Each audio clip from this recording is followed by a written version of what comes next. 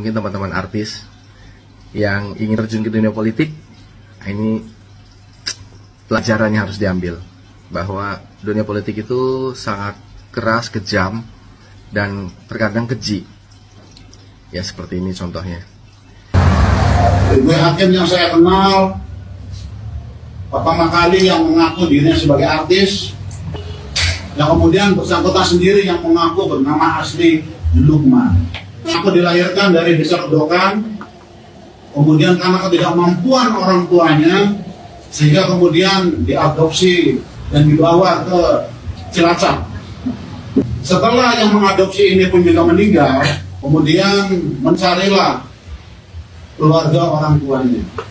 Namun karena ternyata setelah dilihatnya semuanya itu dianggap kurang mampu, makanya berangkatlah ke Jakarta untuk mengadu nasib sebagai sopir toko yang setiap harinya mengantarkan barang-barang dagangan toko. Suatu ketika kemudian ketemu dengan salah seorang produser film, diajaklah main film.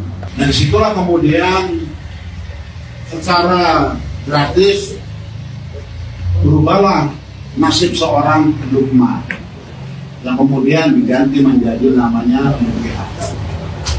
Di antara banyak fitnah ataupun penggiringan opini yang ditujukan ke saya, tapi tentang yang satu ini membuat saya sedih, bukan karena apa yang dia katakan membuka tentang masa lalu saya sedih justru karena saya jadi ingat orang tua saya, jadi ingat karena saya dari kecil diadopsi dari bayi, dan saya nggak tahu kalau saya bukan anak kandungnya. Jadi setahu saya orang tua saya yang di Cilacap, dan mereka sangat baik sama saya. Lalu ketika mereka meninggal, saya jadi yatim piatu. Ternyata saya tuh yatim piatunya double. Saya jadi flashback mengingat bahwa ternyata saya pernah ketemu sama ibu kandung saya. Waktu itu ketemu di Jakarta, dipertemukan gitu sama orang tua adopsi saya, dipertemukan sama ibu kandung saya. Tapi saya nggak tahu kalau itu ibu kandung saya. Saya waktu itu masih kecil gitu. Jadi saya taunya ada ibu-ibu tua, dia ngeliatin saya terus. Dan ibu-ibu itu tuh mau meluk saya gitu, mau meluk saya, dan saya kan ketakutan karena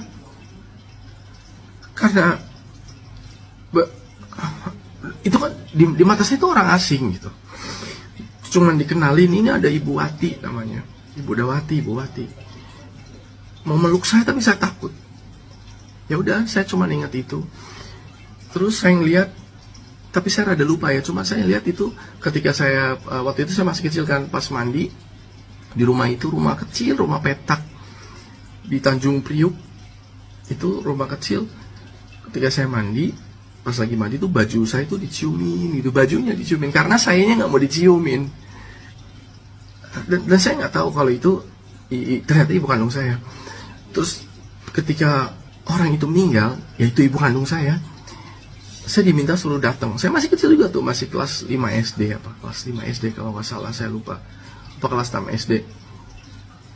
Itu saya suruh datang ke Tegal dan disuruh ikut ngubur. Dan saya bingung, maksudnya ada orang lain meninggal, ya saya tahu itu namanya Ibu Wati meninggal, dan saya disuruh ikut ngubur gitu, ikut ngubur. Saya bingung gitu. Dan setelah bertahun-tahun kemudian baru saya dikasih tahu kalau itu adalah orang tua kandung saya, ibu kandung saya. Jadi pada hari itu ketika ibu saya, pas waktu saya masih kecil, masih mungkin umur 4 atau 5 tahun,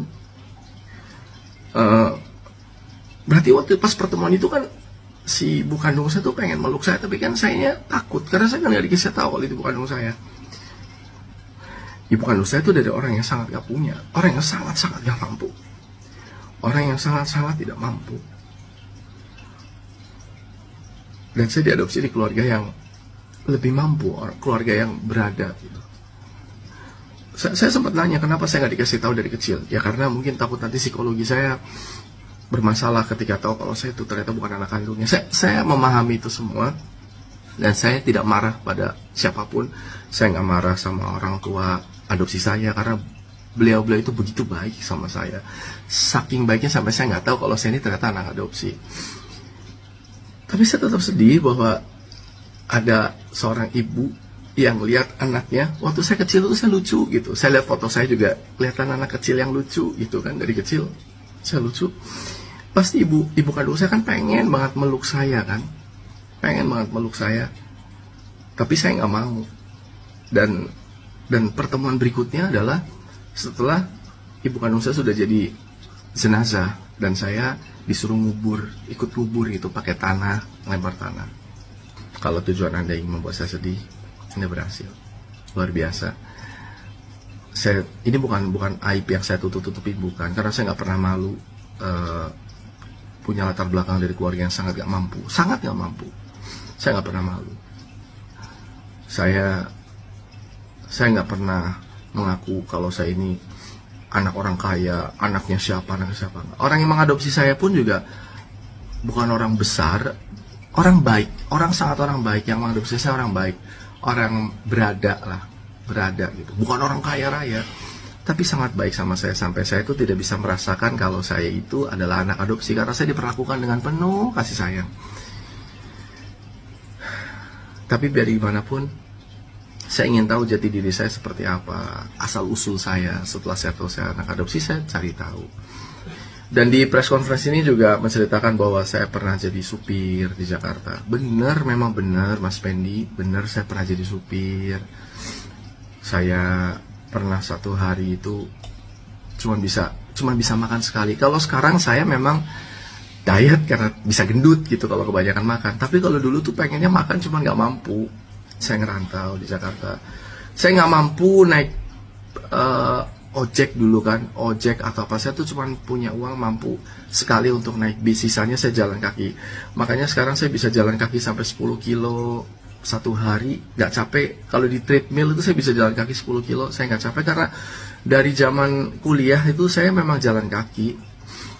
Saya jalan kaki karena memang nggak mampu gitu. Dan saya kuliah sambil kerja di Jakarta, ngerasain lah hidup susah di Jakarta dari bawah banget gitu. Dan alhamdulillah Allah menakdirkan saya bisa jadi pemain sinetron, jadi model iklan dan lain-lain pada zamannya. Terus saya jadi anggota DPR dan lain-lain. Saya tidak pernah menutupi masa lalu saya seperti itu. Itulah kejamnya dunia politik. Ketika Anda nggak bisa bikin orang itu jadi kalah, tapi Anda bisa bikin orang itu sakit, hatinya sakit.